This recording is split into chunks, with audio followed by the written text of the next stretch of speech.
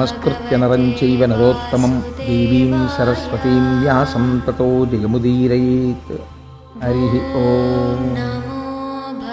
పరమేశ్వర స్వరూపమైన సభకి నమస్కారం. లోకములన్నింటినీ తన కడుపులో పెట్టుకున్నటువంటి శ్రీ మహావిష్ణువుని తన కడుపులో మోయవలసినటువంటి దేవకి కంసుని యొక్క కారాగారమునందు మొగ్గుచున్నది. ఈ స్థితిలో ఒక చిత్రం జరిగింది. శ్రీమన్నారాయణుడు తాను అవతరించాలనుకున్నాడు. తనకన్నా ముందు శేషుడు బయలుదేరుతున్నాడు. ఆదిశేషుడు ముందు అన్నగారిగా పుట్టాలి. అందుకని యోగమాయని పిలిచాడు. ఆయన యొక్క మాయాశక్తియే ఈశ్వరుడికి, ఈశ్వరుడి యొక్క మాయాశక్తికి అభేదం. వాళ్ళిద్దరూ విడివిడి ఉండరు. ఆ మాయాశక్తిని పిలిచాడు. పిలిచి ఒక మాట చెప్పాడు. నువ్వు భూమి మీదకి వెళ్ళు. అక్కడ కంసుని యొక్క కారాగారంలో దేవకీ వసుదేవులు ఉన్నారు. వసుదేవుని యొక్క భార్యలందరినీ ఖైదు చేశాడు కంసుడు. ఒక్క రోహిణి మాత్రం నందవ్రజంలో నందుడి దగ్గర ఉన్నది. కాబట్టి ఇప్పుడు ఆ వసుదేవుని యొక్క తేజస్సు దేవకీ గర్భంలో ఉంది, 7వ గర్భంగా. అది శేషుడి యొక్క అంశ ఉంది అందులో. అందుకని ఎవ్వరికీ తెలియకుండా ఆ గర్భస్థమైన పిండమును వెలికి తీసేసాయి. గర్భస్రావమైందని అందరూ అనుకుంటారు. ఈ పిండమును తీసుకుని వెళ్ళి నందవ్రజంలో ఉన్నటువంటి రోహిణీ గర్భమునందు ప్రవేశపెట్టు. అప్పుడు ఇక్కడ జారిపోయినటువంటి పిండము అక్కడ పెరుగుతుంది. పెరిగి అక్కడ వర్ధిల్లుతాడు. బలరాముడన్న పేరుతో జన్మిస్తాడు శేషుడు. నన్ను సేవించాలని కోరుకుంటున్నాడు. అందుకని నువ్వు వెళ్ళి ఈ పని చెయ్యవలసినది. యోగమాయ బయలుదేరి వచ్చింది. 7వ గర్భంలో దేవకీదేవి గర్భము నిలిచి సంతోషంతో ఉన్న సమయంలో దేవకీదేవి కడుపులో ఉన్నటువంటి పిండాన్ని పైకి లాగి నందవ్రజంలో నందుడి దగ్గర ఉన్నటువంటి వసుదేవుని యొక్క భార్య అయిన రోహిణీ గర్భంలోకి ప్రవేశపెట్టారు. ఇవాళ మనం భాగవతం చెప్తే ఇది జరుగుతుందా అని మీరెవ్వరూ అడగక్కర్లేదు. జరుగుతున్నాయి కదా ప్రపంచంలో. అంటే అప్పుడు మహర్షులు ఎప్పుడో చేశారు. భాగవత కాలంలోనే మన వాళ్ళు దీన్ని తెలుస్తోంది కదా. కాబట్టి బలము మిగుల కలుగ బలభద్రుడని లోక రమణుడగుట చేసి రాముడనియు సతికి పుట్టె గర్భ సంకర్షణంబున సంకర్షణుండనెడి ఘనుడు సుతుడు. పోతనగారు అన్నారు, బలము మిగుల కలుగ బలభద్రుడని, చాలా బలవంతుడైనటువంటి వాడు కాబట్టి ఆయనకి బలభద్రుడు అని పేరు. లోక రమణుడగుట చేసి రాముడనియు, లోకములన్నింటినీ ఆనందింపచేస్తాడు కాబట్టి రామశబ్దాన్ని పక్కన పెట్టారు. బలరామ అని పిలిచారు. సతికి పుట్టె గర్భ సంకర్షణంబున, ఈ అమ్మ కడుపులోంచి లాగబడి వేరో అమ్మ కడుపులోకి ప్రవేశపెట్టబడ్డాడు. అందుకని సంకర్షణుడు అని పేరు వచ్చింది. అందుకని సతికి పుట్టె గర్భ సంకర్షణంబున సంకర్షణుండని డిఘనుడు సుతుడు. ఆ విధంగా సంకర్షణుడన్న పేరుతో బలరాముని యొక్క ఆవిర్భావము జరిగినది. కృష్ణావతారమునకు ముందు బలరాముడు ఆవిర్భవించాడు. తదనంతరము ఇప్పుడు కృష్ణ పరమాత్మ ఆవిర్భవించాడు. ఆయన యొక్క అంశ ఆ పూర్ణమైనటువంటి ఆ తేజస్సు బయలుదేరి వసుదేవుడిని ఆవహించింది. వసుదేవుడిలోంచి ఆ తేజస్సు దేవకీ గర్భంలోకి ప్రవేశించింది. నాకు చాలా ఇష్టమైనటువంటి పద్యం ఒకటి ఉంది భాగవతంలో. ఈ స్థితిలో అంటే నేను ఇలా చెప్పానని తల్లులు వేరొకలా భావించకండి. గర్భిణీ స్త్రీలకి కలిగేటటువంటి వికారములను గురించి ఇళ్లలో అనుకుంటుంటారు. దాన్ని పోతన గారు ఈశ్వరపరం చేశారు. ఎంత గొప్పగా వర్ణన చేశారో చూడండి. సలిల మావిల నాగ జఠరార్భకునిగా నజననికై వడి ఘర్మ సలిల మొప్పే ఒగితేజమాయింతి ఉదరిఢింపకు కొల్వగదిసిన క్రియ దేహ కాంతి మిరయ పవనుడా కొర్మ గర్భస్థుని సేవింపనులపెనా మిక్కిలియార్వులమరే కుంభిని ఆలేమ కుక్షిగున చింప చొచ్చు భంగిని మంటి చొరవదనరే గగన మిందువదన కడుపులో బాలు సేవలకు రూపుమెరసి వచ్చినట్టు బయలు వంటి నడుము బహుళమయ్యను పంచభూతమయుడులోన బొదల సతికి. సాధారణంగా గర్భిణి అయినటువంటి స్త్రీలకి కొంచెం శరీరమునందు బరువు పెరగడం చేత చెమటలు పడుతుంటాయి తరచు. అలాగే శరీరమునందు విశేషమైనటువంటి శ్రమ చేత నిట్టూర్పులు కలుగుతుంటాయి. ఊపిరి భారంగా తీస్తుంటారు. మట్టి తినే అలవాటు కొంతమందికి ఉంటుంది. మట్టి తినాలని, లేకపోతే ఏదో విచిత్రమైనటువంటి కోరికలు పుడుతుంటాయి, అది తినాలి ఇది తినాలి అని. కాబట్టి పోతన గారు అంటున్నారు, పంచభూతాలు ఉన్నాయి కదా, పృథివాపస్తేజో వాయురాకాశాలు. ఇందులో నీటికి కోరిక పుట్టిందిట. ఆ కడుపులో లోకములనన్నింటినీ పరిపాలించేటటువంటి పరబ్రహ్మం ఉన్నాడు. కాబట్టి మేము సేవించద్దు అని జలములు తమ అంశగా వెళ్ళి దేవకీదేవికి చెమటగా మారాయి. అలాగే అగ్నిహోత్రం ఉంది బయట, తేజస్సు. ఈ తేజస్సు మేము వెళ్ళి స్వామిని అర్చించుకోవాలని దేవకీదేవిలో ఉన్నటువంటి తేజస్సుగా మారి మరింత ప్రౌఢమైంది. గాలి మేము ఈశ్వరుణ్ణి సేవించాలి కదా అని బాగా లోపలికి వెళ్ళి కృష్ణ పరమాత్మకి తగిలి నమస్కరించి విప్పూర్పుగా పైకొచ్చింది. మట్టి లోపల ఈశ్వరుడికి తగలాలన్న కోరికతో దేవకీదేవికి మట్టి తినాలన్న కోరికగా మారి ఆవిడ తింటే లోపలికి వెళ్ళి కృష్ణుణ్ణి సేవించుకుంది. ఆకాశం పరమాత్మని సేవించుకోవాలన్న కోరిక కలిగి స్వామి శయనించినటువంటి ఈ ప్రాంతం ఉంటుందే, ఇది ఇప్పటి వరకు సన్నని నడుమున్నటువంటి దేవకికి విశాలమైన నడుము. కాబట్టి ఆకాశం పెరిగిందట, కృష్ణుణ్ణి సేవిస్తోందట. ఇలా గర్భిణి అయినటువంటి దేవకీదేవిని కృష్ణుడు కడుపులో ఉన్నందుకు 5 భూతములు సేవించాయి. ఈశ్వరానుగ్రహం ఎలా ఉంటుందో నిజంగా మహానుభావుడు ఒక గర్భిణీ స్త్రీ పొందేటటువంటి అవస్థని ఈశ్వరానుగ్రహంగా మార్చి దర్శనం చేయడంలో పోతనగారి స్థితిని మీరు చూడండి. ఆ దృష్టికోణం ఉన్నవాడు బ్రహ్మం కాకపోతే ఇంకేమవుతాడండి? అటువంటి పోతనగారి పద్యాలు, అటువంటి ఆంధ్రదేశంలో మనం పుట్టి పోతనగారి పద్యాలు చెప్పుకోకపోతే ఇంకా మనం నిజంగా ఆయనకి వారసులమని ఏ ముఖం పెట్టుకుని చెప్పుకుంటాం? అంతటి మహానుభావుడైన లోపల కృష్ణ పరమాత్మ పెరుగుతున్నారు. ఇక్కడ నేను మీకు ఒక చిన్న తత్వం గురించి ఒక మాట చెప్పాలి, లేకపోతే మీరు నా మీద కోపడతారు.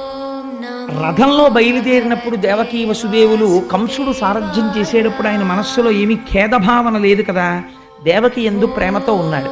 మరి అశరీరవాణి ఎందుకు పలికినది అంటే మీరు బాగా జాగ్రత్తగా గమనిస్తే మీకు ఈ తత్వం అర్థమైందనుకోండి, మీకు ఉపనిషత్తు అర్థమైనట్టు.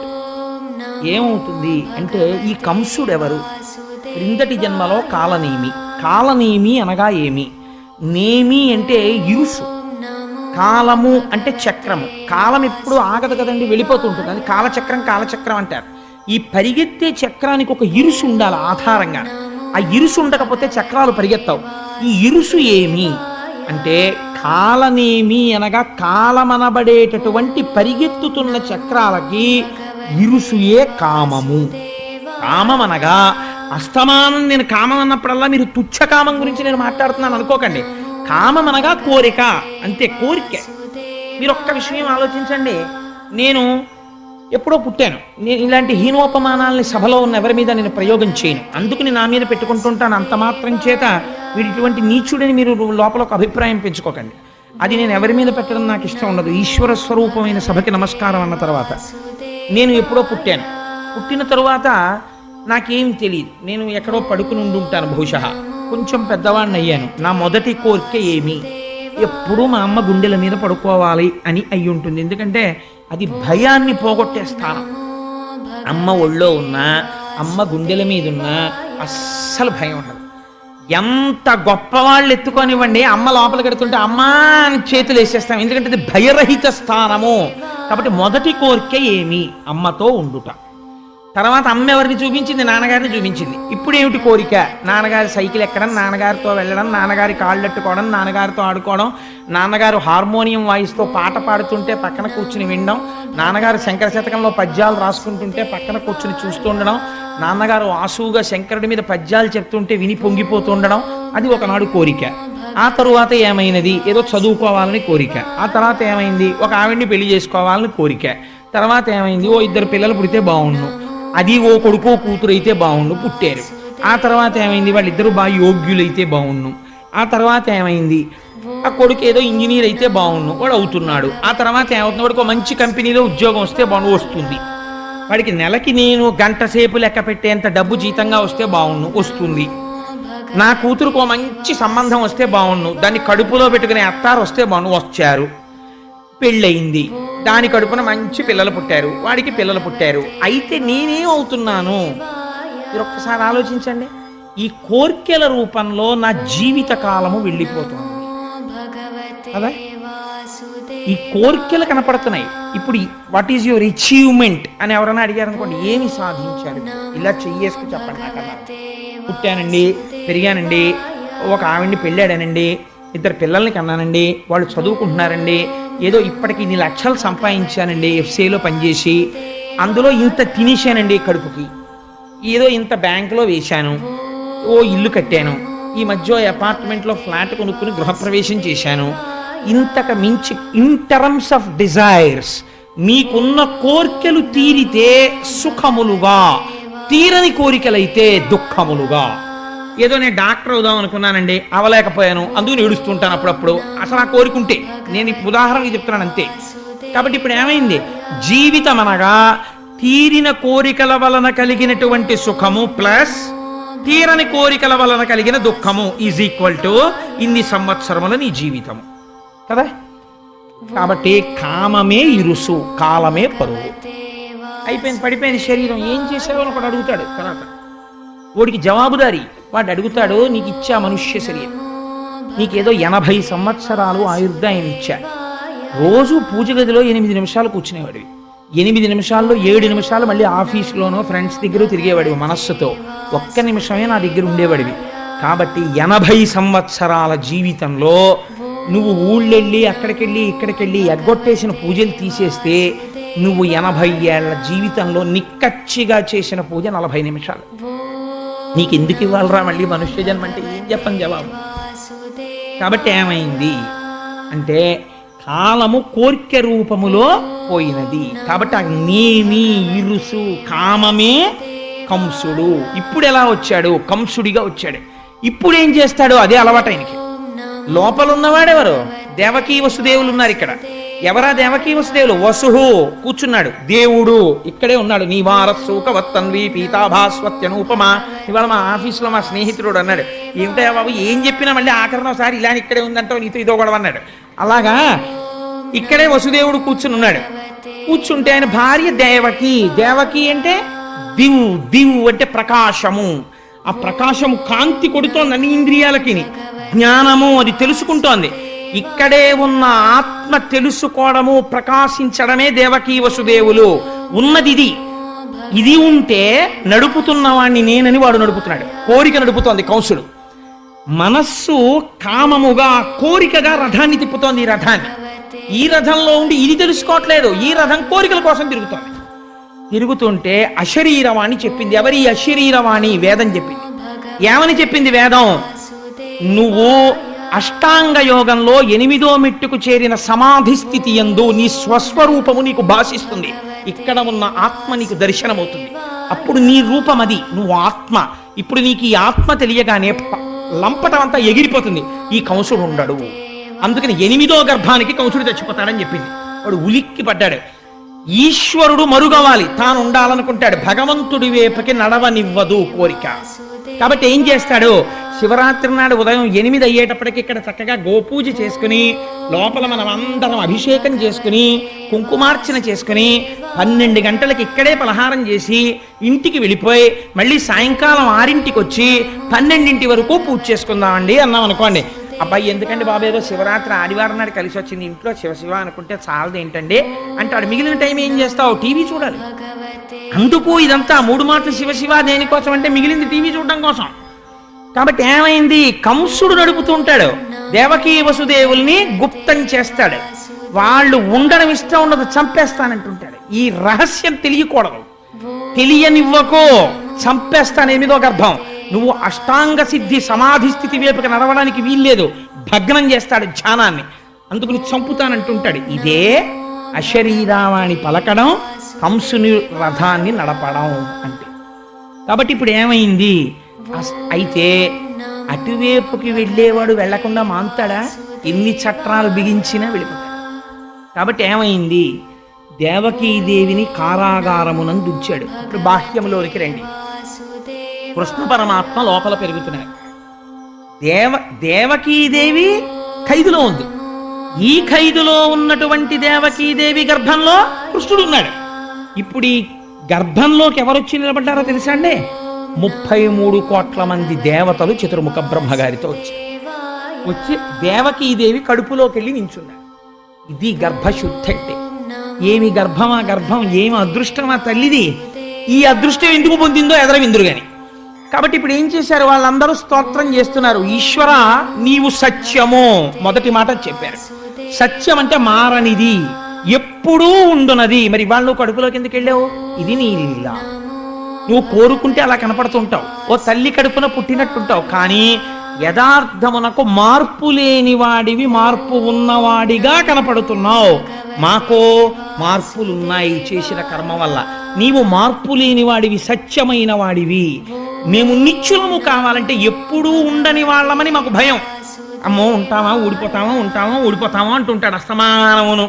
అందుకని ఏమిటి భయం? ఉండమని కాదు, ఈ ఆత్మ నేను ఎక్కడికి వెళ్తాను, ఎప్పుడూ ఉంటాను అనే స్థితి రావాలంటే, స్వస్వరూపము భాషించాలంటే నీ అనుగ్రహం ఉండాలి. అలా రాకుండా నువ్వేం చేసావో తెలుసా? ఓ పెద్ద చెట్టు పాతావు. ఆ చెట్టు ఏమిటో తెలుసా? సంసార వృక్షము. ఈ సంసార వృక్షమునకు నీవే ఆలంబనము. నీవు ఉండబట్టి ఈ సంసార వృక్షం ఉంది, నువ్వు లేకపోతే వృక్షం ఎక్కడుంది? దీనికి 2 ఫలములు, సుఖము దుఃఖము. దీనికి 3 రసములు, సత్త రజస్తమో గుణములు. 4 వేర్లు, ధర్మార్థ కామ మోక్షములు. దీనికి 5 రకములైనటువంటి విధానములు, శబ్ద స్పర్శ రస రూప గంధములు. దీనికి 6 ఊడలు. ఆ 6 ఊడలే కామ క్రోధ లోభ మద మోహ మాత్సర్యములు. 7 రకములైన పొరలు, చర్మము రక్తము మాంసము కొవ్వు అస్థి శుక్ల మేధ. దీనికి 8 కొమ్మలు ఈ చెట్టుకి. ఇవే 2 చేతులు, 2 కాళ్ళు, 4, 5 నోరు, 6 కంఠము, 7 హృదయము, 8 ఉదరము. ఈ 8 కలిపి 8 కొమ్మలు. ఈ చెట్టుకి 9 తొర్రలు, 2 కళ్ళు, 2 ముక్కులు, 2 చెవులు, 6 నోరు, 7 మలద్వారం 8 మూత్రద్వారము 9. 9 తొర్రలున్న చెట్టు. నీ ఆజ్ఞ అయ్యే వరకు ఇందులో 10 వాయువులు, ప్రాణ అపాన వ్యాన ఉదాన సమాన నాగ కూర్మ కృకర ధనంజయ దేవదత్తములు. ఈశ్వర ఇది నువ్వు సృష్టించిన చెట్టు. దీని యందు లంపటమునందు పడున్నారు ప్రపంచంలో ఉన్న మనుష్యులందరూ. దీని మీద 2 పిట్టలున్నాయి. ఒక పిట్ట ఎప్పుడూ ఏమీ తినకుండా సంతోషంగా ఉంటుంది, ఓ పిట్ట ఎప్పుడూ తిని ఏడుస్తుంది. ఏమిటా పిట్ట అంటే, ఒకటి ఆత్మ. ఆత్మయే జీవుడన్నవాడే ఆత్మ.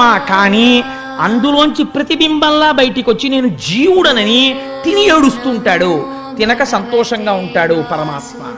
ఆయన ఎప్పుడూ ఆనందమే. ఆ పరమాత్మ సాక్షిగా ఉంటాడు, తెలుసుకుంటూ ఉంటాడు. ఇది అసలు స్వరూపం. నీవు అనేక శరీరములను తీసుకున్నావు. ఏ శరీరము తీసుకుని నువ్వు వచ్చినది మాత్రము లోకమును రక్షించడానికే వచ్చావు. అటువంటి మహానుభావుడివి నువ్వు అని వాళ్ళు అన్నారు. ఒక చిత్రమైనటువంటి మాట అన్నారు.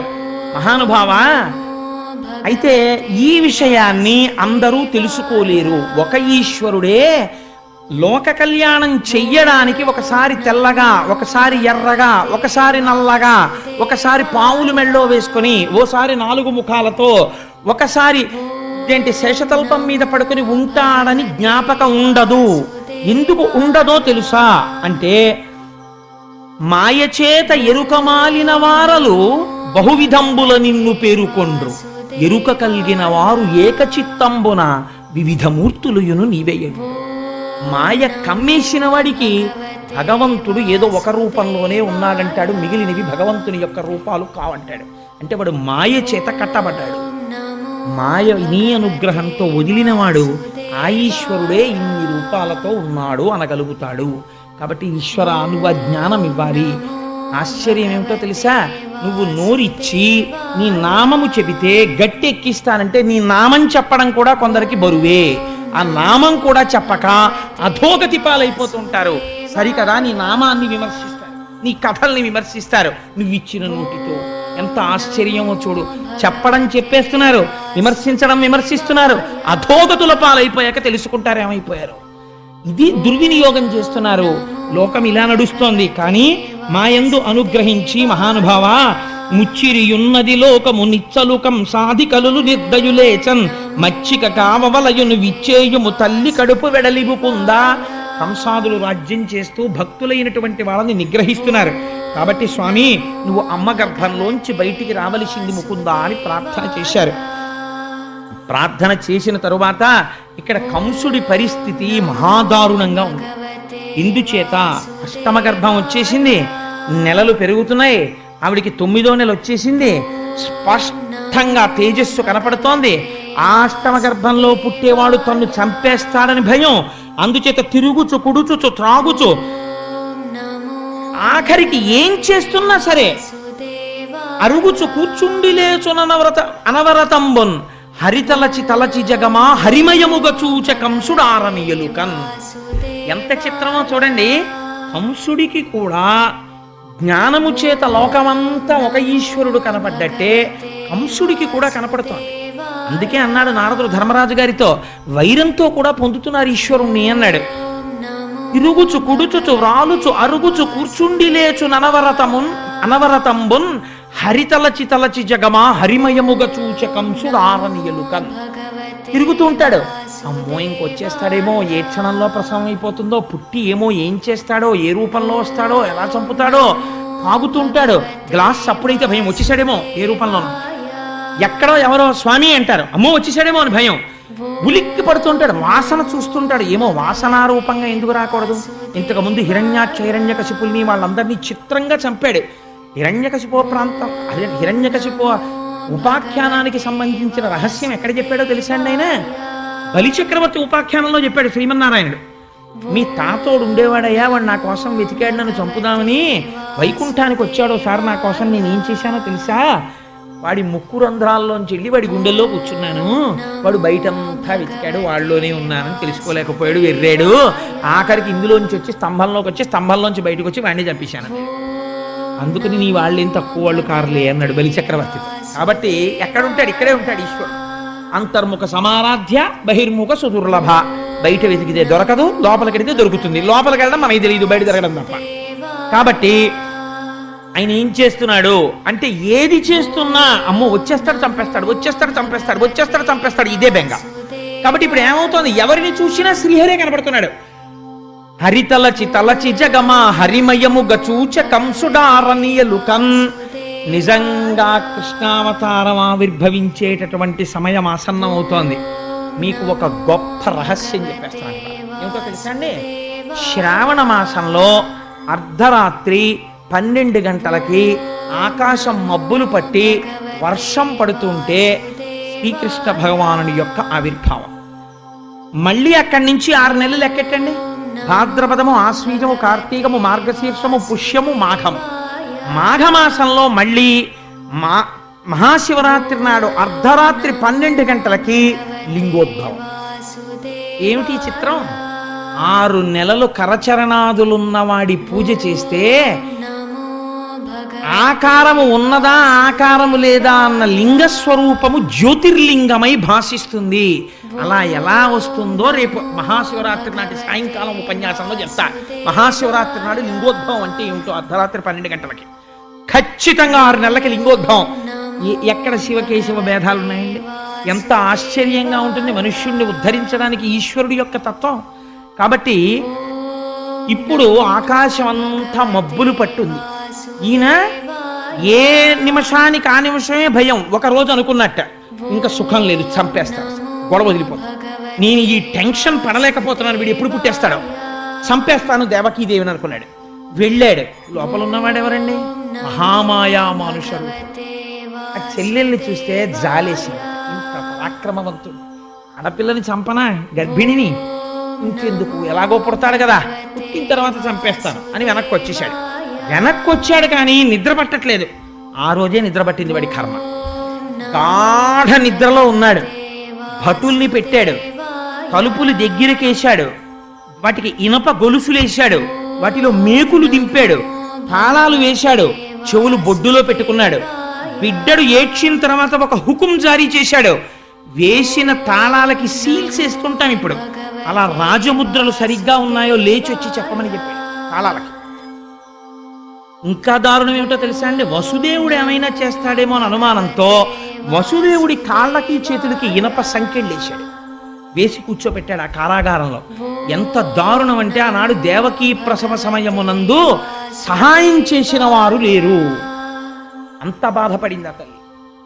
అటువంటి స్థితిలో అర్ధరాత్రి 12 గంటల వేళ జలధరదేహునాజాను చతుర్బాహు సరసీరుహక్షు విశాలవక్షు జారు గదా శంఖచక్ర పద్మ విలాసు కంఠ కౌస్తుభమణి కంతిభాను కమనీయ కటిసూత్ర కంకణ కేయూర శ్రీవత్సలాంచనంచిత విహారు మరుకుండల ప్రభాయుత కుంతలలాటు వైఢూర్య మణిగణవర కిరీటు బాలు పూర్ణేందు రుచిజాలు భక్త లోకపాలు సుగుణాలవాలు కృపావిశాలు చూచి తిలకించి పులకించి చొజ్జమంది ఉబ్బి చెలరేగి వసుదేవుడు ఉత్సహించే మహానుభావుడు శ్రీమన్నారాయణుడు ఆవిర్భవించాడు.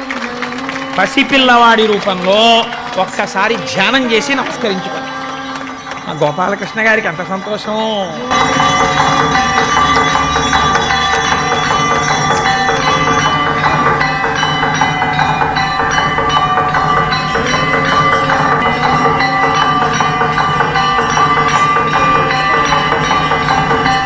నీరాజనం తీసుకోండి అమ్మా. కృష్ణ జననం వినడం అంటే దశమస్కంధాంతర్గతంగా ఎంత అదృష్టం ఇంకివాళ్ళ నుంచి. అందుకని జలధరదేహు నాజాను చతుర్బాహు సరసీరుహక్షు విశాలవక్షు. పోతన గారికి సీసం అలా పడింది ఆ పద్యం. ఏంటి 4 బాహువులతో నల్లటి మొబ్బెలా ఉంటుందో అటువంటి కాంతితో పట్టు పీతాంబరం కట్టుకుని శంఖచక్ర గదా పద్మములను ధరించినటువంటి వాడై మహానుభావుడు మంచి వజ్ర వైఢూర్యములు పొదగబడినటువంటి కిరీటంతో మంచి నల్లటి కుంతలములతో చెవులకు పెట్టుకోబడినటువంటి కర్ణాభరణముల యొక్క కాంతి గండస్థలముల యందు ప్రకాశిస్తుండగా మెడలో ఆ శ్రీవత్సమ కౌస్తుభం అనేటటువంటి రత్నాన్ని ధరించి శ్రీవత్సమన్న పుట్టుమచ్చతో సమస్త లోకములు కొలిచేటటువంటి పాదపద్మములతో చంటి పిల్లవాడిగా వసుదేవుడికి దర్శనమిచ్చాడు. అటువంటి పిల్లవాణ్ణి చూసి నిజంగా వసుదేవుడు సంఖ్యలలో ఉన్నాడు. ఏమి పద్యం వేసేశారండి పోతన గారు. దర్శనం చేస్తూ కళ్ళ నీళ్లు చిప్పిల్లి ఘట్టంగా జరిగింది. జలధరదేహు నాజాను చతుర్బాహు సరసీరుహక్షు విశాలవక్షు జారు గదా శంఖచక్ర పద్మ విలాసు కంఠ కౌస్తుభమణి కంతిభాను కమనీయ కటిసూత్ర కంకణ కేయూర శ్రీవత్సలాంచనంచిత విహారు మరుకుండల ప్రభాయుత కుంతలలాటు వైఢూర్య మణిగణ వరకిరీటు బాలు పూర్ణేందు రుచిజాలు భక్త లోకపాలు సుగుణాలవాలు కృపావిశాలు చూచి తిలకించి పులకించి చోద్యమంది ఉబ్బి చెలరేగి వసుదేవుడు ఉత్సహించే. పొంగిపోయాట పిల్లాన్ని చూసి. పొంగిపోయి అన్ని లోకములను కాపాడేటటువంటి వాడు నాకు కొడుకుగా పుట్టాడు. మామూలుగా కొడుకు పుడితేనే గోదానం చేస్తారు, వస్త్రదానం చేస్తారు, హిరణ్యదానం చేస్తారు. నాకు శ్రీమన్నారాయణుడు కొడుకుగా పుట్టాడు, నేను ఎన్ని చెయ్యాలి?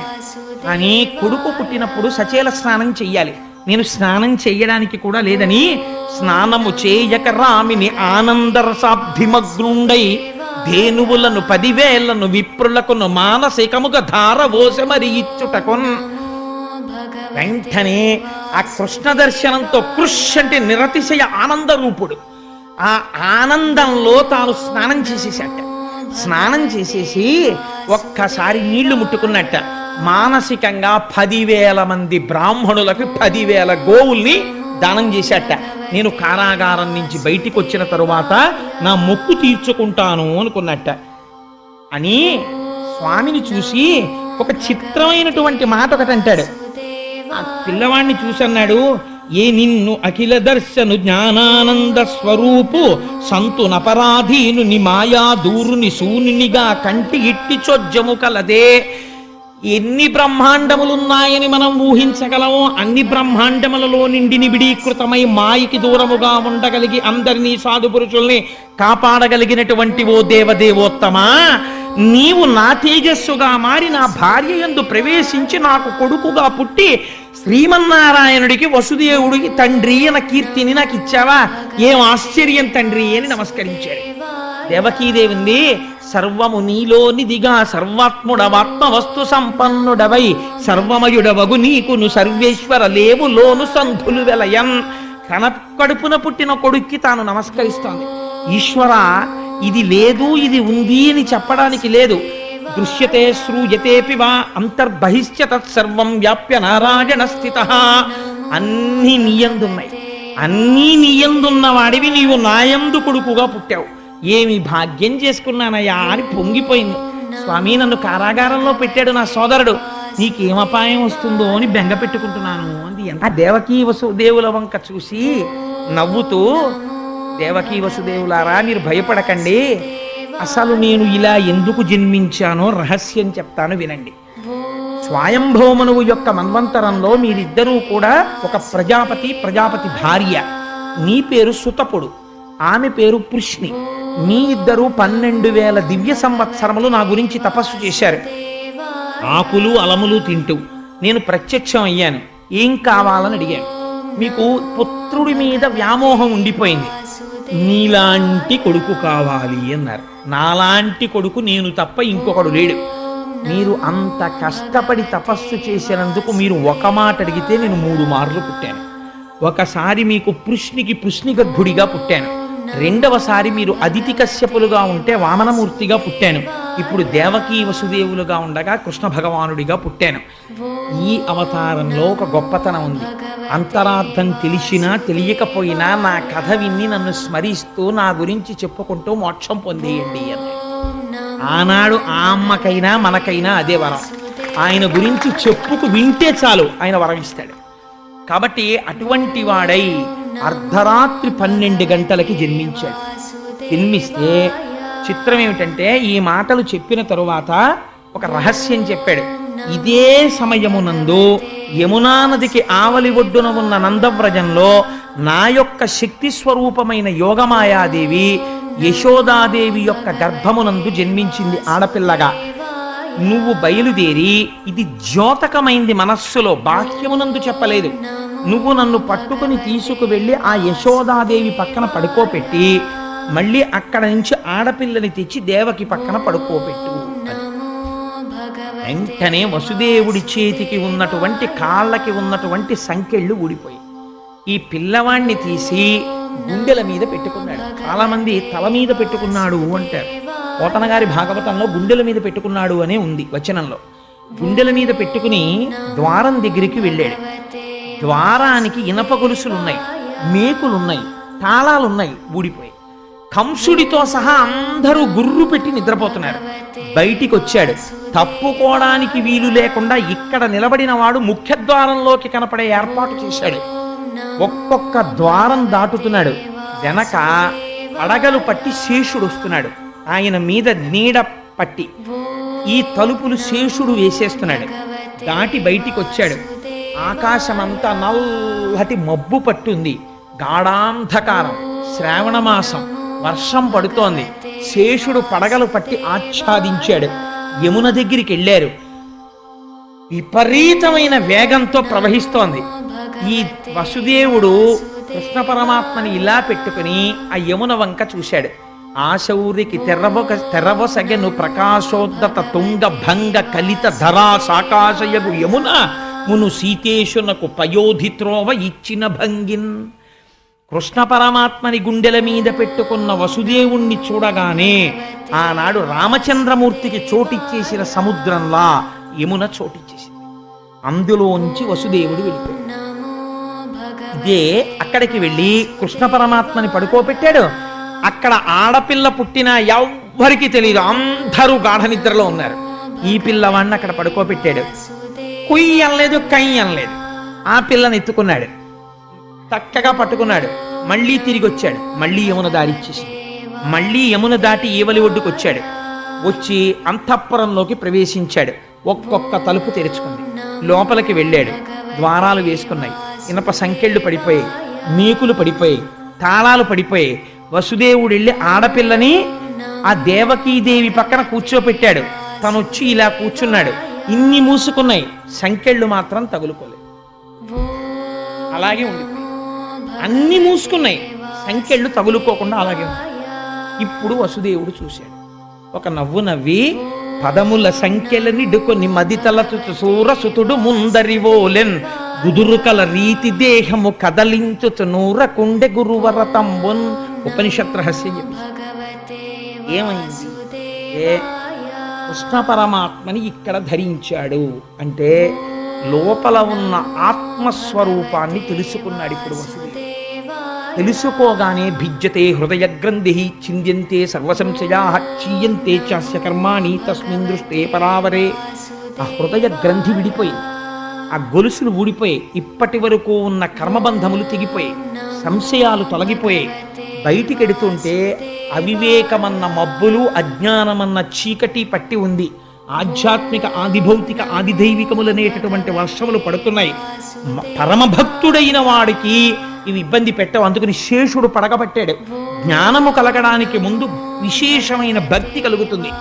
రమణ మహర్షికి ఆత్మతత్వం తెలియడానికి ముందు పెరియ పురాణం చదివి అపారమైన భక్తి అరుణాచలం మీద కలిగినట్టు. ఇప్పుడు బయలుదేరాడు. యమున దారిచ్చింది. యమున దారి ఇవ్వడం అంటే ఏమిటో తెలుసా అండి? సూర్యుడికి ఒక కొడుకు, ఒక కూతురు. కొడుకు యముడు, కూతురు యమున, ఇద్దరూ ఆగరు. యమున కాలస్వరూపం, ప్రవహించి వెళ్ళిపోతుంది, వెనక్కి రాదు. కాలం వెళ్ళిపోతుంది, ఎవరి కోసం ఆగదు. నేను భాగవతం వినలేనంటే అదేం ఆగదు, వెళ్ళిపోతుంది, వెనక్కి రాదు. వెళ్ళిపోతున్న కాలంలో ఎవడెప్పుడు పడిపోవాలో యముడికి తెలుసు, ఆయన తీసేస్తాడు. ఆయన ఆగడు, కాలస్వరూపంలో సూర్యుడు వెళ్ళిపోతుంటాడు. అందుకే సూర్య కుటుంబం అంతా అలాగే ఉంటుంది.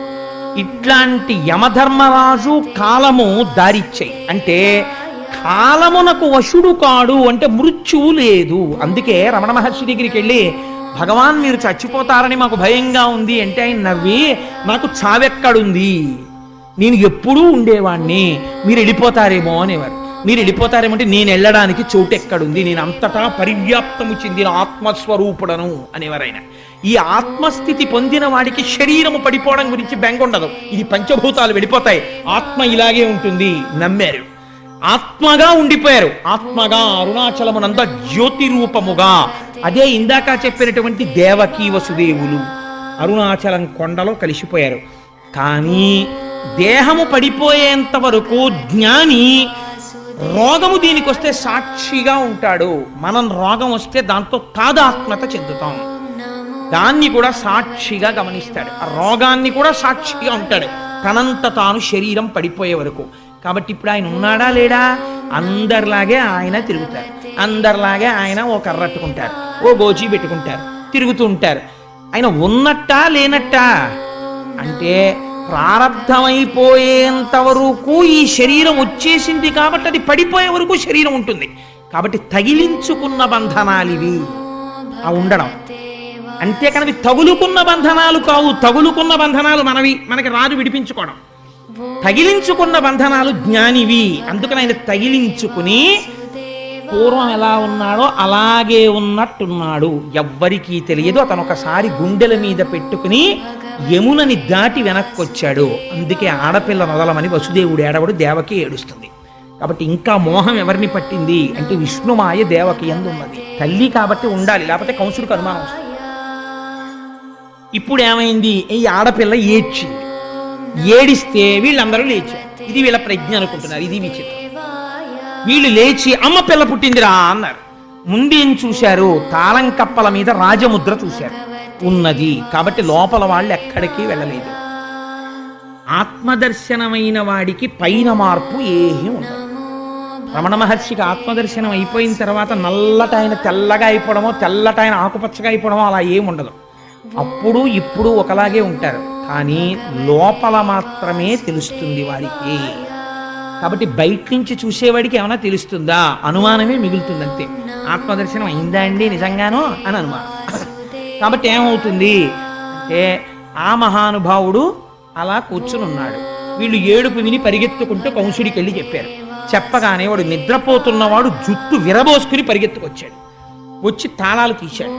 తీస్తే పాపం పిచ్చి తల్లి కదా దేవకీదేవి, ఈ ఆడపిల్ల ఏడుస్తుంటే ఆవిడ్ని విష్ణుమాయ కప్పేసింది.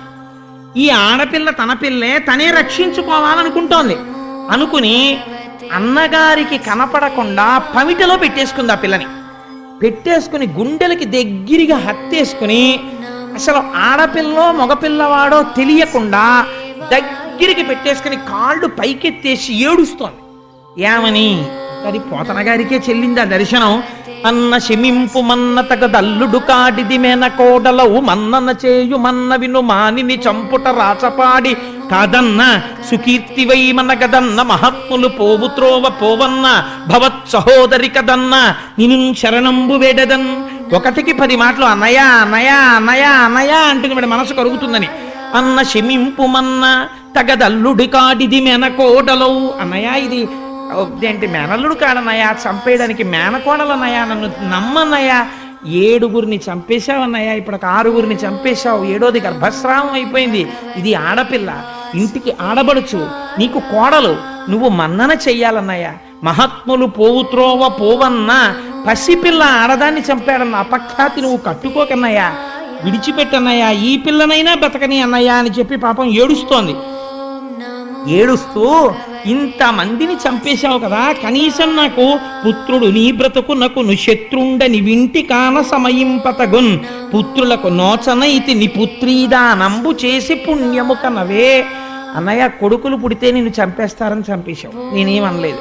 ఇది ఆడపిల్ల, నేను నా కూతురు దక్కిందని నేను అనుకోను. మా అన్నయ్య నాకు పుత్రిక దానం చేశాడని చెప్పుకు బతుకుతానన్నయ్య, వదిలేయన్నయ్య, ఆడపిల్లను వదిలేయన్నయ్య అని ఏడుస్తోంది. కళ్ళకి కట్టించి క్యాన్వాస్ మీద గీశారండి అక్షరాలతో పోతన గారు. అది ఆయన రచనా ప్రౌఢిమ. వీడు మహోగ్రతతో సోదరిని నిందించి అటు వెతికి ఇటు వెతికి ఆ పసిపిల్ల యొక్క 2 కాళ్ళు పట్టుకుని లాగేశాడు. లాగేసి గిర్ర గిర్ర గిర్ర గిర్ర తిప్పి బండకేసి కొడితే ఈ పిల్ల బండకి తగలడం మాని పైకి వెళ్ళిపోయింది, ఆకాశం వెళ్ళిపోయి దివ్యమైనటువంటి రథమునందు ఆరూఢి అయి అక్కడ కూర్చునుంది. అటు నుంచి విమానాల్లో ఇంతమంది దేవతలందరూ వచ్చి నిలబడ్డారు. శ్రీమన్నారాయణుడు వరం ఇచ్చాడు, నిన్ను 14 నామాలతో పిలుస్తారు. దుర్గా, భద్రకాళి, విజయ, వైష్ణవి, కుముద, చండిక, కృష్ణ, మాధవి, కన్యక, మాయ, నారాయణి, ఈశాన, శారద, అంబిక. భాగవతాంతర్గతంగా ఈ 14 నామాలు ఎవరు వింటున్నారో ఆ విన్న వాళ్ళందరికీ ఏతించి చూచి చెలగుచు, అలాంటి వాళ్ళకి, నిన్ను చూసిన వాళ్ళకి, నామం విన్న వాళ్ళకి, పేరు పలికిన వాళ్ళకి దేశంలో నువ్వు ఎక్కడెక్కడున్నా నీకు రక్షించడం తప్ప ఇంకోటి తెలియదు, అలా రక్ష చేస్తావన్నావు అన్నారు. అందుకని ఆ తల్లి ఆకాశంలో నిలబడింది. దేవతలు, యక్షులు, గంధర్వులు, కిన్నెరులు, కింపురుషులు వచ్చి పాటలు పాడుతూ తల్లికి అగరుధూపాలు సమర్పిస్తున్నారు, నైవేద్యాలు సమర్పిస్తున్నారు. ఈ తల్లి ఇవన్నీ తీసుకుని కిందనున్న కంసుడి వంక చూసి ఒక మాట అంది. తెంపరివై బొరింబొరిని దేవకి బిడ్డల చిన్ని కుర్రలం చంపితివి, శిరోజిదియు బీరమే రల మీద నన్నొంపితివి. ఒరి దుర్మార్గుడా, పిల్లలందరినీ తీసుకుని రాళ్లకేసి కొట్టి చంపావు, నన్ను కూడా కొట్టాలని ప్రయత్నం చేశావు. నా సరసంజనించి నిన్ను చంపెడి వీరుడొక్కడు, ప్రవృద్ధిని పొందెడి వాడు దుర్మతి. నాతో పాటు పుట్టి నిన్ను చంపేటటువంటి వాడు వేరొక చోట పెరుగుతున్నాడు, నువ్వు చచ్చిపోవడం ఖాయం అని చెప్పి దేవతలు సేవిస్తుండగా తల్లి వెళ్ళిపోయింది.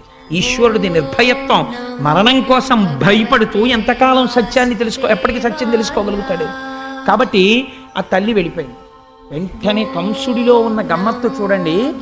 ఆయన పరిగెత్తుకుంటూ దేవకీ వసుదేవుల దగ్గరికి వచ్చాడు. వచ్చి, చూశావా బావా ఆశ్చర్యం, నువ్వేమంటావు? రేపు పొద్దున్న నీ 6 పిల్లల్ని నేను చంపేశానంటావు. నేనా చంపినవాణ్ణి? ఆ రోజు నువ్వు చెప్పావే, ఎవరి కర్మ వారికి తీసుకొస్తా. ఆ 6 పిల్లల కర్మ ఉంది. నా దురదృష్టం ఏమిటంటే వాళ్ళ మరణానికి నేను హేతు అయ్యాను. నిజంగా నేను చంపగలిగిన వాడిని అయితే బావా, నేను ఇలా గిర్రని తిప్పి కొట్టినప్పుడు ఈ ఆడపిల్లని చంపాలి కదా, మరి ఈ పిల్ల చూడు ఎగిరిపోయింది. పైగా నన్ను చంపేవాడు ఎక్కడో పుట్టాడు. అనవసరంగా నేను మిమ్మల్ని వేధించాను బావా, ఏమనుకోకే, నన్ను క్షమించే అంటున్నాడు. కానీ మనసులో అనుమానమే. తొట్టుపడుతూ వాళ్ళిద్దరికీ నమస్కారం చేసి తాళం తీసి, బావా మీరు మీ ఇంటికి వెళ్ళిపోయి సంతోషంగా ఉండండి అని చెప్పి పంపించేశాడు వాళ్ళని. పంపించేస్తే అవతల నందవ్రజంలో ఒక ఆశ్చర్యకరమైనటువంటి సంఘటన జరిగింది. ఆయన మహానుభావుడు కృష్ణ పరమాత్మ అక్కడ ఆవిర్భవించి ఉన్నారు. అక్కడ నందవ్రజంలో ఉన్న వాళ్ళందరికీ తెలివొచ్చింది. ఒక్కసారి తెలివొచ్చి వాళ్ళు లేచి చూశారు. చూసి, ఏమిట్రా పిల్లాడు పుట్టాడు అనుకున్నారు. ఆ పిల్లవాడేమీ ఏడవలేదు. కానీ పొంగిపోయింది యశోద. ఎంత అదృష్టం, ఇన్నాళ్ళకి నాకు కొడుకు పుట్టాడు అనుకుంది. ఈ వార్త నందవ్రజంలో ఉన్న వాళ్ళందరూ పరమసాత్వికులై ప్రేమమూర్తులై ఉంటారు. మధురలో ఉన్న వాళ్ళు కృష్ణుడు వచ్చేంత వరకు రాజసగుణంతో ఉంటారు. మధురంగా తిప్పుతుంది మనస్సు. అందుకని మధురకి కంసుడు నాయకత్వం ఉన్నంతసేపు ఆ మధుర మనమెవ్వరం వెళ్ళి నిలబడే మధురగా ఉండదు. నందవ్రజం భగవద్భక్తులతో నిండి ఉంటుంది, గోవులతోటి. అందుకని అక్కడ ఉన్న వాళ్ళకి అమాయకత్వం ఏమీ తెలియదు. వాళ్ళు పొంగిపోయారు. ఏమని? ఏమి నోమ ఫలమో ఇంత ప్రొద్దొక వార్త వింటిమ బలలార వీనులలరా మన యశోద చిన్ని మగవాని కననట చూచివత్తమమ్మ సుధతులార చక్కనివాడు చిక్కినాడు నల్లనివాడు దక్కినాడు ఏ పూర్వ పుణ్యమో ఏ నోము ఫలమో అంటారు వాళ్ళు. ఈ గోపకాంతలకి సంతోషం. ఇన్నాళ్ళకి మళ్ళీ మనం విన్నాం, ఎప్పటి నుంచో కొడుకుల్లేరు కొడుకుల్లేరు కొడుకుల్లేరని బెంగ పెట్టుకుంది యశోద. ఇన్నాళ్ళకి కొడుకు పుట్టాడు. ఎటువంటి కొడుకు?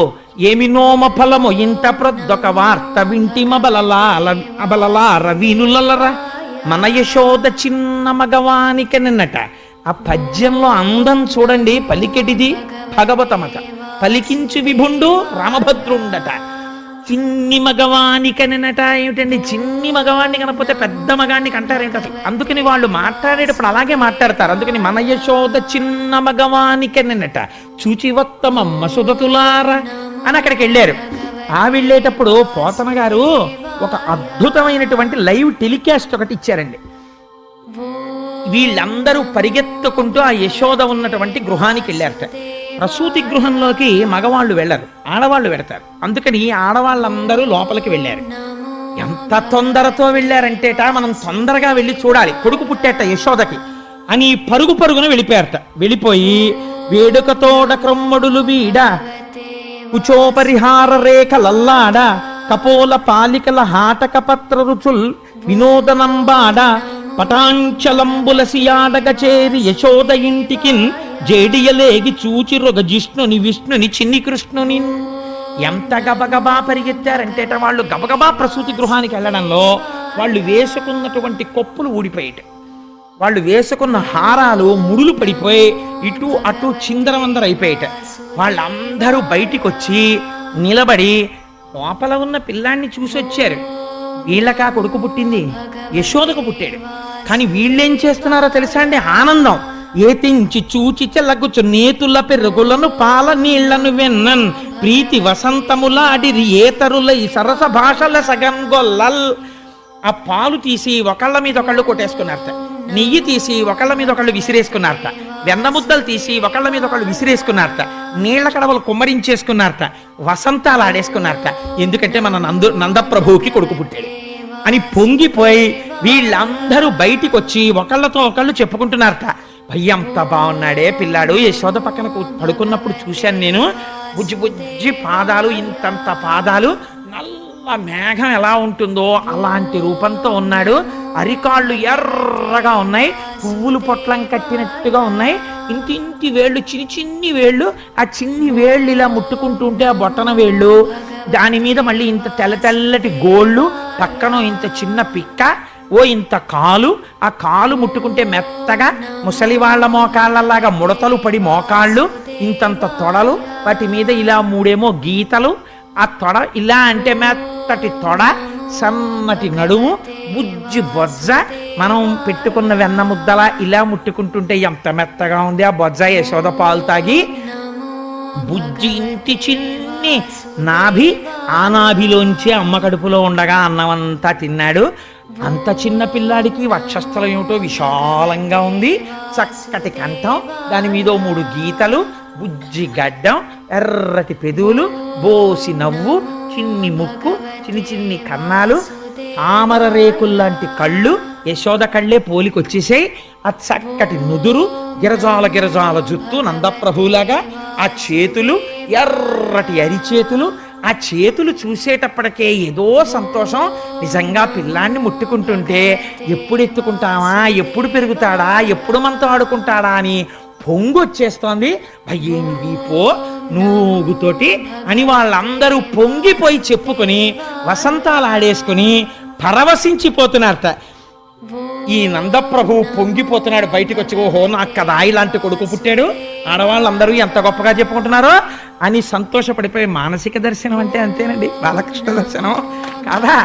యశోద యొక్క పురిటి మంచం మీద పడుకున్న వాణ్ణి ప్రసూతి గృహానికి వెళ్ళిన స్త్రీలు ఎలాంటి కళ్ళతో చూశారో నేను అలాంటి కళ్ళతో చూడగలను పోతన గారిని ఎదురు పెట్టుకుంటే. కాబట్టి అలా దర్శనం చేసి వాళ్ళు పొంగిపోయారు. పొంగిపోతే నందుడు బ్రాహ్మణుల్ని పిలిపించాడు, గోవులు దానం ఇచ్చాడు, గొప్ప గొప్ప మేలిమి వస్త్రాలు దానం ఇచ్చాడు. ఈ పిల్లవాడి జాతకర్మ ఒక్కసారి జాతకం చూడండి ఎలా ఉంటాడు అన్నాడు.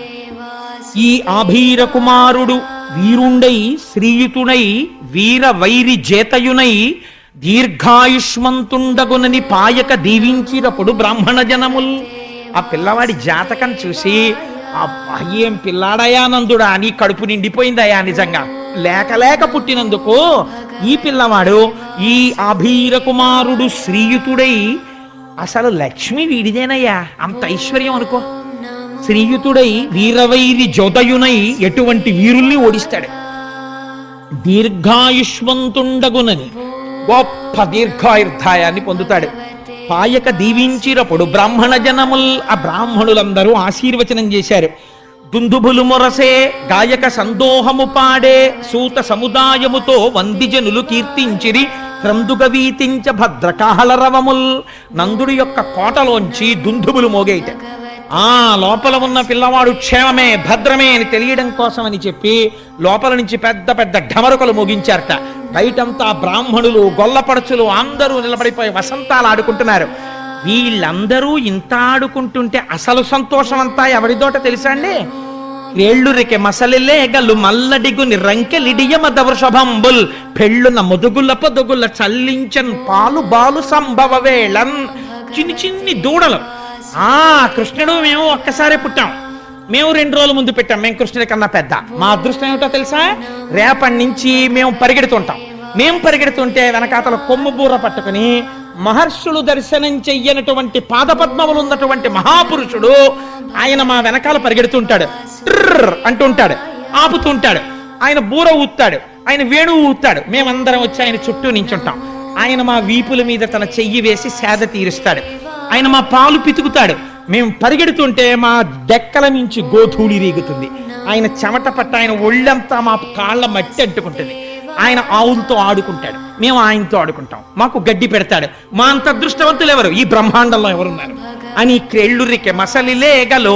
అసలే ఆవు దూడకు అల్లరెక్కువ, 4 కాళ్ళు ఎత్తి ఎగురుతుంటుంది. అది అలా ఎగిరెగిరి ఆడుతున్నట్టు దూడలన్నీ అక్కడ నందవ్రజంలో. మల్లడిగొని రంకెలిడియ మరద వృషభంబుల్. ఆబోతులకి ఎద్దులకి ఆనందం వచ్చేసిందట. ఇంకా రేపటి నుంచి చూడండి మాకు గడ్డి పెట్టి కుడితి పెట్టి మా గంగడోలు చిన్ని కృష్ణయ్య వచ్చి పట్టు పంచె కట్టుకుని వేణు ఇలా దోపుకుని కొమ్ముబూర ఇలా సంకలో పెట్టుకుని మాకు కుడితి పెట్టి తాగండి అని మా గంగడోలు ఇలా రాస్తుంటే మేము గుటకలేస్తుంటే లక్ష్మీదేవి మీద పడినప్పుడు పొంగిపోయే చెయ్య ఏదుందో ఆ నూత్న మర్యాదంచెందు కరంబు మా కంఠాన్ని రాస్తుంది, మా వీపు నిమురుతుంది, మా డొక్కల్ని గడ్డితో తుడుస్తుంది. మేమెంత అదృష్టవంతులం. మాకు బండి పైకెత్తి మా మెడ మీద ఆయన కాడి పెడతాడు, మమ్మల్ని తోలుతాడు. ఆయన తోలుతుంటే మేము నడుస్తుంటాం, ఆయన్ని మేము వహిస్తాం. మా బళ్ళు ఎక్కుతాడు, మాతో తిరుగుతాడు, రోజంతా మాతో గడుపుతాడు. రాత్రి తెచ్చి మమ్మల్ని కట్టుకొయ్యలకి కడతాడు. ఆ కృష్ణుడు ఇలా వెనక్కి తిరిగి మాకు గడ్డేస్తుంటే సంతోషంతో మేము అని నాకేస్తాం.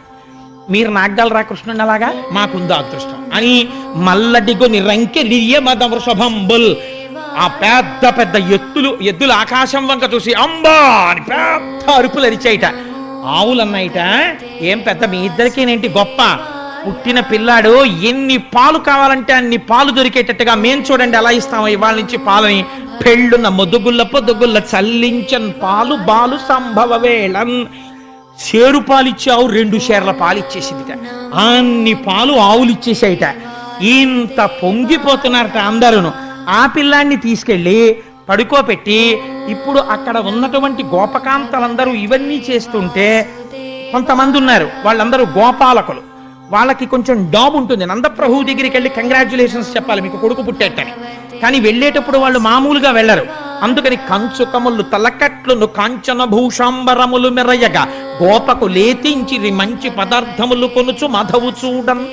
ఆ వెళ్ళినప్పుడు కంగ్రాట్స్ చెప్పి స్వీట్స్ పట్టుకొచ్చేవాడు, కానుకలు పట్టుకొచ్చేవాడు, పళ్ళు పట్టుకొచ్చేవాడు ఒకడు. కంచుకములు తలకట్లను ప్రభు ఇంటికి వెళ్తున్నారు కదా మరి, అందుకని మంచి డాబుగా తలకాయలకి మంచి పాగాలు చుట్టారట, మంచి కంచుకాలు వేసుకున్నారట, మంచి మంచి ఆభరణాలు వేసుకున్నారట, ఉన్న వాటిల్లో పెద్దంచు పట్టుపంచెలు కట్టుకున్నారట. కట్టుకుని వీళ్ళందరూ కలిసి బయలుదేరి నందప్రభు దగ్గరికి వెళ్ళారట. నందవ్రజం అంతా అక్కడే ఉంది. ఎంత సంతోషమో చూడండి వాళ్ళది. ఇంతలోకే కొడుకు పుట్టాడని ఆనందం. అన్నిటికన్నా చాలా చేతకాని విషయం ఏమిటో తెలుసా అండి? అమెరికాలో ఉన్న అమ్మని పిలిపించుకుంటారు. ఎందుకు? పుట్టిన పిల్లాడికి నీళ్లు వేయడానికి ముందు అసలు నీళ్లు వేయడమే రాదు, అమ్మకే వచ్చది. అందుకని ఇప్పుడు నందవ్రజంలో కృష్ణ పరమాత్మకి నీళ్లు పొయ్యాలి. ఎవరు పోస్తారు? అందరికన్నా ముసలి వాళ్ళు, కడుపు చల ఉన్న వాళ్ళు. చిత్రం ఏమిటో తెలుసా అండి, గొప్ప కానుక వాళ్ళే ఇస్తారు. ఎంత కోటీశ్వరుడు అవనివ్వండి, మనవడు పుట్టాడు అనుకోండి, అమ్మా ఆ వెనక సందు ఆ ముందు సందులో ఫలానా తల్లి ఉంది, 16 మంది పిల్లలు పుట్టారు ఆవిడికి. ఆవిడికి గర్భశోకం తెలియదు. 16 మంది పెద్ద పెద్ద స్థితుల్లో ఉన్నారు. 16 మందిని పెంచి పెద్ద చేసి వాళ్ళందరూ మహాపండితులై ఉంటే చక్కగా సంసారాలు చేసుకుంటే 3 తరాలు చూసింది. ఎన్ని పురుళ్ళు పోసిందో. ఆవిడ కట్టి విప్పిన బట్టోటి పట్టండి అని పంపిస్తారు. ఆయన కోటీశ్వరుడు అయినా సరే ఆవిడ కట్టి వదిలేసిన ఓ చింకి చీర ఆవిడ ఇస్తుంది. ఇస్తే చీర తెచ్చి ముందు పిల్లాడి కింద వేస్తారు. ఎందుకని? అది రక్ష. ఆ కడుపు చలవ తగులుతుంది పిల్లాడికని. అలా వాళ్ళని పిలిచి పెద్దవాళ్ళని, అమ్మ మీరు నీళ్లు పోయండి అమ్మాయి పిల్లాడికి అన్నారు. అదో గమ్మత్తు. ఆ నీళ్లు పోయడం అంటే మాటలు కాదు, దానికి చాలా అనుభవం ఉండాలి. అందులో మనవడికి నీళ్లు వస్తుంటే ఎంత టీవీ ఎంత దర్పం ఉన్న తాతగారైనా ఓసారి ఇల్లు చూసి పొంగిపోతాడు. ఆ ఆడవాళ్ళు కాళ్ళు జాపుకుని, అంటే నేను కృష్ణ పరమాత్మను చూసి పొంగిపోతున్నాను అందుకు చెప్తున్నాను, ఆ తొడల మీద పడుకోబెట్టుకుని ఆ నీళ్లు వాళ్ళు ఉక్కిరి బిక్కిరి అయిపోకుండా ఇలా చెయ్యడ్డు పెట్టి తలమించి నీళ్లు పోస్తుంటే ఈ కింద నీళ్లు తగలకుండా ఉంటే వాడు గుటుక్కిని మింగేస్తాడేమో అని అమ్మకి భయం. అమ్మ మెల్లిగా పోయివే, అమ్మ మెల్లిగా పోయివే అంటుంటుంది ఈ పిల్ల. అబ్బా తెలుసులేవే, నీకు నేనే నీళ్లు పోసాను అంటుంటుంది అమ్మ. అలా నీళ్లు పోస్తుంటే ఆ పిల్లాడికి జాగ్రత్తగా పుసులు తీసేసి నాయనమ్మో అమ్మమ్మో తిరిపెట్టి ఆ చెవులో ఇలా ఇలా తిప్పి తడి కూడా తీసేసి వాడికి ఒంటి నిండా సాంబ్రాన్ని వేసేసి తెచ్చి ఉయ్యాల్లో పడుకోబెట్టేస్తే ఇంతోటి నీళ్ళు స్నానం చేసినందుకు అలసిపోయేవాడు అలా పడుకుంటే అప్పుడు తండ్రి వచ్చి చూసుకుని నా కొడుకని పొంగిపోతాడు. అలా కృష్ణ పరమాత్మకు కూడా నీళ్లు పోయడానికి ఆడవాళ్ళని తీసుకొచ్చారట, పెద్దవాళ్ళని తీసుకొస్తే ఆయన అంటారు, పాపనికి నూనె తల ఎంటి పసుపు రాసి బోరు కాడించి హరి రక్ష పొమ్మటంచు జలములొక కొన్ని చుట్టి రాచల్లి దీవించి పాడిర ఈ విధలెల్ల. ఆ వృద్ధులైన స్త్రీలందరూ ఆయన్ని ముందు ఒళ్ళో కూర్చోబెట్టుకుని, వాడికి ఇంకా ఇలా మెడ నిలబెట్టడం రాదు, అందులో ఇలా ఇలా పడిపోతుంటుంది ఆ తల. జాగ్రత్తగా ఇలా గడ్డం కింద చెయ్యి పెట్టి గుండెల మీద పెట్టుకుని ఆ పిల్లాన్ని అలా పట్టుకోవడం వాళ్ళకే వస్తుంది, మనకి రాదు, మగవాళ్ళకి. కూర్చోపెట్టుకుని వాడికి బాలునికి నూనె తల ఎంటి పసుపు రాసి ఒళ్ళంతా నూనె రాసి, రేపొద్దున్న చర్మం అంతా చలికాలం వస్తే చర్మం అంతా ఎండిపోయినట్టు అయిపోతుంది, పిల్లాడికి నూనె బాగా రాయాలి అని చెప్పి ఒళ్ళంతా నూనె రాసేసి సూక్ష్మక్రిములు పట్టకుండా చర్మం పాడవకుండా పసుపు రాసేసి బోరు కాడించి వాడికి పైనుంచి నీళ్లు పోసి హరిరక్ష పొమ్మటంచు. ఎవడికి హరిరక్ష? హరికి. జలములొక కన్ని చుట్టిరా చల్లి దీవించి కాసిని నీళ్లు చేతిలో పట్టుకుని శ్రీరామరక్ష 1000 ఆయుష్ 1000 ఐదోతనం 3 పుట్ల మనవలు 6 పుట్ల ముని మనవలు 8 పుట్ల ఇను మనవలు, అప్పటి వరకు నేను బతికుండి నీ పిల్లలందరినీ చూసి మీ మనవలు ముని మనవలు వీళ్ళ పెళ్లిళ్ళన్నింటికీ నేను వచ్చి బోసినో తీసుకుని తిని వాళ్ళందరికీ నీళ్లు పోయేద్దే అమ్మా నేను అని వాళ్ళు ఆశీర్వచనాలు చేస్తున్నారు. పోతన గారు ఎంత లైవ్ టెలికాస్ట్ ఇచ్చారో చూడండి. అందుకని బాలునికి నూనె తల ఎంటి పసుపు రాసి బోరు కాడించి హరిరక్ష పొమ్మటంచు జలములొక కొన్ని చుట్టి రాచల్లి దీవించి పాడిరయ్యు విధలెల్లా. పాటలు పాడేస్తా ఆయన మీద. ఇన్ని పాటలు పాడితే ఆయనకి నీళ్లు పోస్తుంటే పోతన గారు అంటారు, పాపం వీళ్ళకి తెలియదు చూడు ఎలా చేయించుకుంటున్నాడో ఏమీ తెలియని వాళ్ళగా. పలుతోయంబుల జగముల పలుతోయంబుల ముంచి భాషించడు యాపలు తోయగాడు పల్లవ లలనాకరతోయంబులందు చలగుచుతడియం.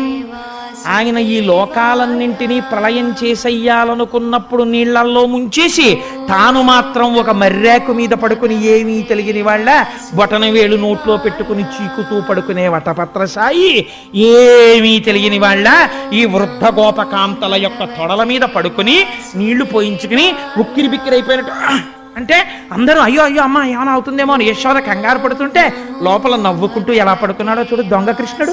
అన్నమాచార్యులు వారైతే అన్నారు, సతులు దొంగ నీవని సతులు పొంగుచున్నారా ముగిటారాడరా మోహనాకారా అని. ఏమంటే మూర్తి గారు నాకు పాడడం రాదు, అయినా ఆనందంలో పడేస్తున్నాను అనమాట.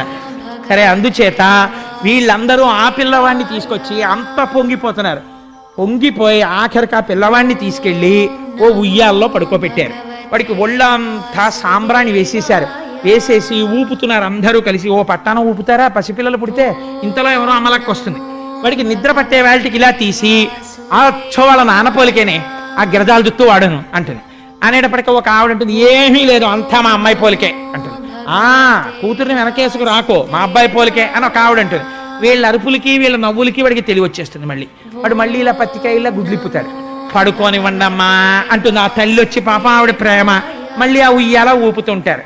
జోజో కమలదలే చెన్న జోజో మృగరాజ మధ్య జోజో కృష్ణ జోజో పల్లవక రపద జోజో పూర్ణేందు వదన జోజోయనచున్. ఆ పిల్లవాడిని ఉయ్యాలలు ఊపుతున్నారట. జోజో కమలదలే చెన్న. తామర పువ్వు యొక్క రేకులు ఎలా ఉంటాయో అటువంటి కన్నులున్నవాడా. జోజో కమలదలే క్షణ జోజో మృగరాజ మధ్య. సింహము యొక్క నడుము ఎలా ఉంటుందో అటువంటి సన్నని నడుమున్నవాడా. జోజో మృగరాజ మధ్య జోజో కృష్ణ. మీకు అనుమానం రావచ్చు, అదేమిటండి పేరు పెట్టలేదు కదా, ఎలా పిలిచారు కృష్ణుడని. కృష్ణ శబ్దం నిరతిశయ ఆనంద స్వరూపము. ఆయన్ని చూసేటప్పటికి వాళ్ళకి ఆనందం వచ్చింది. అందుకే అమ్మవారికి కూడా కృష్ణ అని పేరు. జోజో కమలదలే క్షణ జోజో మృగరాజ మధ్య జోజో కృష్ణ జోజో పల్లవకరపద జోజో పూర్ణీందు వదన జోజోయనచున్. ఆ పిల్లవాడిని ఓహో ఉయ్యాలలు ఊపేస్తున్నారట. ఊపేస్తుంటే ఆయన మాత్రం ఎంతసేపు ఊపినా, 7ంటికి నీళ్లు పోసి పడుకోబెట్టినా, చలికాలం పొగమంచని చెప్పి సూర్యుడు వచ్చిన తర్వాత వేడి నీళ్లు పోసి సాంబ్రానేసి ఓ పట్టుపంచ కట్టి చక్కగా పడుకోబెడితే అన్నీ వింటాడు, అన్ని పాటలు వింటాడు, అన్నీ చేస్తాడు. అమ్మయ్య నిద్రపోయాడేమో అని ఇలా ఉయ్యాలా తీసి చూసేటప్పటికి బోసినవు నవ్వి గుడ్లు తెరిచి ఉంచుతున్నాడు. ఏట్రా ఈ పిల్లాడు నిద్రపోడేమిట్రా అని తల్లిదండ్రులకు అదో పెద్ద బెంగ. మీరు యూజువల్గా ఒక కంప్లైంట్ వింటుంటారు, మా అమ్మాయి కొద్దిగా పాడైపోయిందండి, వాడు ఏమిటో రాత్రిళ్ళు లేచి ఆడుకుంటాడండి అంటారు. తల్లి ఎంత చిత్రంగా ఉంటాయో ఆ కంప్లైంట్లు పిల్లల గురించి. వాడు రాత్రిళ్ళు ఆడడం ఓ పెద్ద కంప్లైంట్. ఎందుకంటే వాడు ఆడుతాడు, వీళ్ళు నిద్రపోయారనుకోండి వాడు స్విచ్ బోర్డులో వేలెడతాడు. అందుకని వాడిని అలా కాపలా కాయాల్సిందే. అంత నిజంగా తల్లి ప్రేమ లేకపోతే ఎక్కడ పెరుగుతారండి పిల్లలు. నిద్ర కూడా మానేసి ఆ పిల్లల్ని కాపాడుకుని ఈయన ఎక్కడ లేచి అరుస్తాడో, రేపు మళ్ళీ ఆఫీస్కి వెళ్ళాలి, ఏమిటో వాడు ఆల్రెడీ నువ్వు బాగానే ఉంది నీ ఆటలో నిద్రపుచ్చట్టాడు. నిద్రపుచ్చట్టే ఇప్పుడు చేతిలో ఉందా. పాపం ఏ హాల్లోకి వెళ్ళి వాడిని పడుకోరా నాన్న అని వాడితో అసలు నోట మాట రాని వాళ్ళండి. ఆ చంటి పిల్లాన్ని చూసుకుని కూర్చున్నావా నువ్వు, నీ పళ్ళు, నీ బుగ్గలు బబ్బవచ్చు కదా, ఇన్ని చెప్పేస్తారో కథలు సీరియల్స్ వాడికి చెప్పేస్తారు. వాడికి ఏమీ తెలియదు. వాడు అమ్మ వంక చూసో వెరినవ్వు నవ్వుతుంటాడంతే. వాళ్ళు పొంగిపోయి చెప్పేస్తారు. ఏమి అనుబంధం అండి పిల్లాడికి అమ్మకి సృష్టిలో. అలా తీసుకొచ్చి ఆ పిల్లాన్ని ఊపితే ఎంతకీ నిద్రపోడు. ఏమిటి నిద్రపోడు, ఎంత జో కొట్టినా నిద్రపోడు అనుకుని అందరూ రాను జోకడితే నిద్రపోతాడమ్మా అని ఓ జో జో జో జో జో అచ్యుతానంద జో జో ముకుందా అంటుండడం, కొడుతుండడం. ఆయన వీపు మండిపోతోంది. ఇలా దెబ్బలు తినడం ఎప్పుడూ లేదు. కూర్మావతారంలోనైనా దురద తీరలేదు. కానీ ఇదెక్కడి గొడవరా, ఇలా కొట్టేస్తున్నారు, ఎందుకు కొడుతున్నారు వీళ్ళు, ఏమిటి అసలు ఈ జోజో అన్న మాటకి అర్థం ఏమిటని ఆలోచించాట. అప్పుడు ఒక్కసారి ఇదేదో వెంకటాచలంలో చేస్తుంటారు రోయ్ అని అప్పుడు గుర్తు తెచ్చుకున్నాడు. అన్నమాచార్యుల వారు గుర్తొచ్చారు. ఆ ఉయ్యాల్లో పెట్టి ఊపేవాడు మహానుభావుడు. జో వచ్చుతానంద జో జో ముకుంద అని. అందుకని నన్ను నిద్రబొమ్మంటున్నారులా ఉంది. నాకేమో నిద్ర తెలియదు. లోకములు నిదురపోవగత నిదురింపని శుభగుడు రమణుల్ జోకొట్టి పాడ నిదురన్ గైకొనులీల ఊరకుండె కన్ను తెరవకయున్. ఓహో, ఈ లోకంలో అలవాటు ఉంది, నిద్రపోతారు. నిద్రపోతున్న వాణ్ణి కూడా రక్షించడానికి కళ్ళు తెరుచుకుని ఉండడం నాకు అలవాటు. కళ్ళు మూసుకుంటే నిద్రపోయాడు అనుకుంటారు ఈ లోకంలో. అమ్మయ్యో ఈ వీపు మంట తగ్గాలంటే కనురెప్పలు మూసేస్తానని నిద్రపోయిన వాడిలా ఇలా కనురెప్పలు వేసేసేట. అమ్మయ్య స్వామి పడుకున్నారనుకున్న ఉయ్యాల అక్కడ అలా ఉంచి పడుకున్నాడమ్మా నీ పిల్లాడు. అయ్య బాబోయ్ ఇంత ఊపితే కానీ పడుకోడేమిటమ్మా అని పాప ఆ యశోదని దిప్పి ఆవిడ పొంగిపోయి నా కొడుకు కదా ఏడవకుండా అలా ఆడుకుంటుంటాడు అని జాగ్రత్తగా పిల్లాడు నిద్రపోయాడో లేదో మళ్ళీ వాడు ఏడవకుండా తలవేపు ఉన్న ఉయ్యాల గుడ్డ మెల్లిగా ఇలా తీసి దొంగలా చూస్తారు. వాడు ఇలా కళ్ళు విప్పుతాడు, హడిలిపోతాడు ఇదేమిటని. వాడు విప్పకుండా అలాగే పడుకున్నాడు ఆవిరి బొట్టుతోటి. ఆయన కళ్ళు మూసుకున్నాడు, ఆయనకి నిద్ర అలవాటు లేదు. హరివరాసనం అనేటప్పటికీ పడుకున్న అయ్యప్ప స్వామి పడుకున్నారని తలుపు లేచినట్టు. కాబట్టి పడుకున్నారు కదా స్వామి, ఇంకెందుకు రేపు చెప్పుకుందాం మిగిలిన కథ. కాబట్టి ఇవాళ స్వామి నామం ఒక్కసారి మనందరం సంతోషంగా స్వామి నామాన్ని ఆవిష్కరిద్దాం. విరజాతీర్థస గోవింద కాంచనాంబరధర గోవింద కరుణాసాగర గోవింద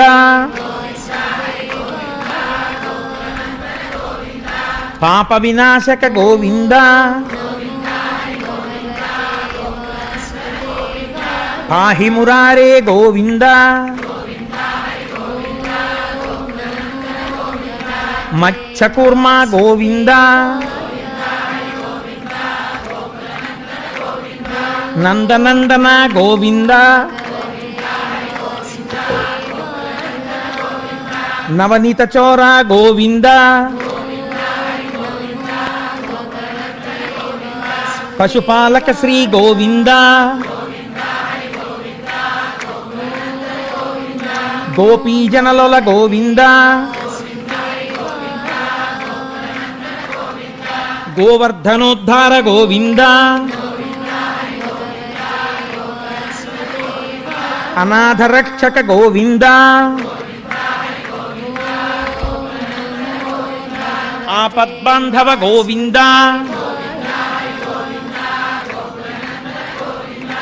ఏంటంటే దశమి ఏకాదశుల సంగమం కృష్ణ జననం విన్నారు. ఇంకిక్కడి నుంచి దశమ స్కంధం ఉర్రూ తొలుపుతుంది. కృష్ణ జననం జరిగింది కాబట్టి దశమ స్కంధం వినడమే జీవితంలో మహత్తరమైనటువంటి విషయం.